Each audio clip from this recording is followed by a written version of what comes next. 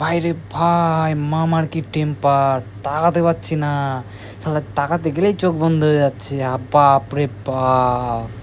বাইরে বিগত কয়দিন ধরে, মোটামুটি না হলেও এক সপ্তাহ ধরে, এই যে দেখা যাচ্ছে না এত সুন্দর পরিষ্কার আকাশ, নীল আকাশ, আহা কত সুন্দর লাগছে। এইটা ছিল না। আমি তো মালদ্বীপে আসার পরে প্রথমবার এরকম হলো যে পুরো এক সপ্তাহ ধরে টানা ঝড় বৃষ্টি। আর আজকে ভিডিওটা করছি এই কারণেই, এত সুন্দর আকাশ দেখে এক সপ্তাহ পরে এত সুন্দর আকাশের মুখ দেখতে পেলাম। আহা মনটা জুড়ে গেল। আবার কি বলবো, এত সুন্দর আইল্যান্ডে যখন এই যে ঝড় বৃষ্টি আসে না, একদম ভালো লাগে না। আবার এত সুন্দর রোদ হয়ে আসলো, এবারে ঠিক আছে। এত সময় তো একরকম ছিল, এখান থেকে যাচ্ছি সমুদ্রের দিকে।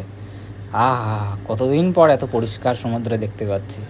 এ কদিন পুরো কালো হয়েছিল শালা, জলটা তো একেবারেই কালো হয়েছিল, তাও আজকে তাও ঠিকঠাক হয়েছে। আশা করি 2-1 মধ্যে এটাও ঠিক হয়ে যাবে, একদম নীল জল হয়ে যাবে।